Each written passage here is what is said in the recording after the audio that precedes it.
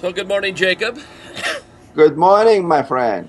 You have a So wonderful hat on this morning. wonderful hat. I got my Vancouver Canucks shirt on, and the big game tonight. Cool. Looking forward. Yeah, and of course this is So What Do You Think? This is Jacob Benaroch. Jacob is one of our top opinionators that we have. That's the new word we've come up with, called opinionators. And I'm sitting out on my deck in Gastown, and Jacob is at his ranch. Well, okay, let's talk news here, just for a few minutes, and then I've got to get going. But Obama, the Yes. president of the United States, having a major talk with Netanyahu,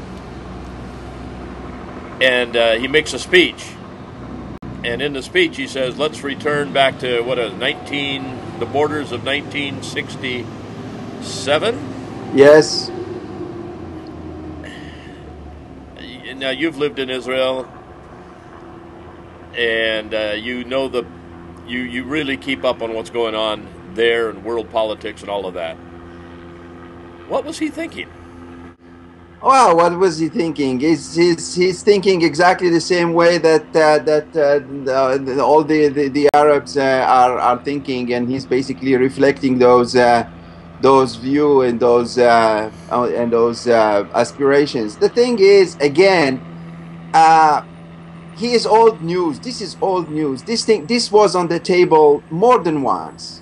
It was on the table with every prime minister of Israel, but nobody is listening. So why we have to chew again the same crud, the same back again into the same old bowl and eat the same food again and again and again. But the thing is that nobody is listening. Who do you want to talk to? Give me somebody to talk to. Give me somebody that will stand up. Give me somebody that will promise me peace against those territories, and I'll give you back the territories.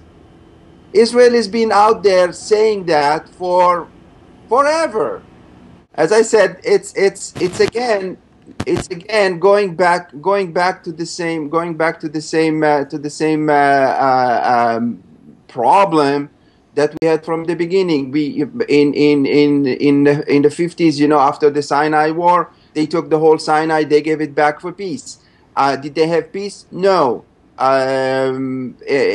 Every single time, every single war that Israel had with their neighbors, they gave back territories as a concession for peace. The only time it worked was with Egypt, and that lasted for 30 years. So at least you had a 30 years span of a seemingly peaceful relationship between Israel and Egypt. There is nobody on the other side that can stand up, pick up the rein, and say, "Talk to me," and whatever is on the table is going to happen. It doesn't happen. So we're going back to square one. And what is Barack Obama bring to the table again? Give me some insurances. Give me some guarantees. Give me some so I can at least go back to my people and get an okay, get a concession, get people on board and listening to me. For those that are not familiar, who may be watching this particular, comments or opinions that we're going through right now, what would that mean to Israel? Yeah, let's say they did that. Let's say, okay, we're going to do that. What would that mean to Israel? It's not. It has nothing to do. The thing is that the United States, Barack Obama, or any other president can promise as long as he wants to promise. The peace and the negotiations are not going to really be with the United States, because the United States has been an ally to Israel for all those years, and it's not going to change. The problem is the immediate neighbors that are going to be living with Israel. That's where the issue lies. It's not the United States or any other country. It's my neighbor can I negotiate with him? Can I talk to him? Give me somebody that I can talk to, and anything is on the table. Absolutely everything is on the table. Almost 95% was given to to the Palestinians, and they say no. 95% of all the demands, and Arafat said no. Yeah, I mean, he had it right there, and I mean, to the Yeah, shock of everybody. I mean, they're it's shaking the hands, sad, everything's looking good, and then yeah, no go. the sad part. It's like Kissinger said. The Palestinians never they never missed an opportunity to miss an opportunity.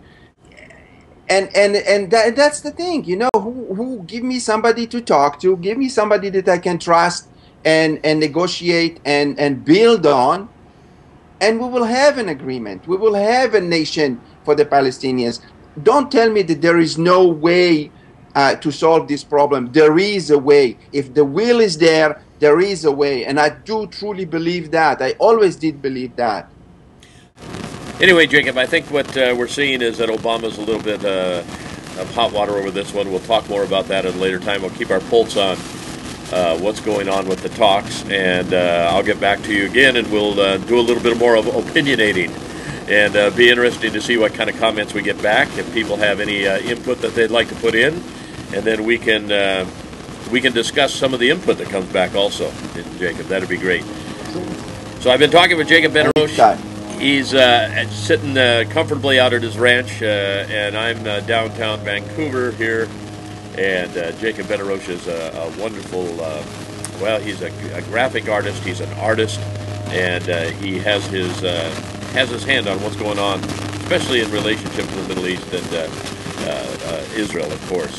So, Jacob, I appreciate it so much, and we'll talk a little bit later. Thank you very much. Sure, absolutely, anytime. All right. So the question I ask everybody out there is, so what do you think?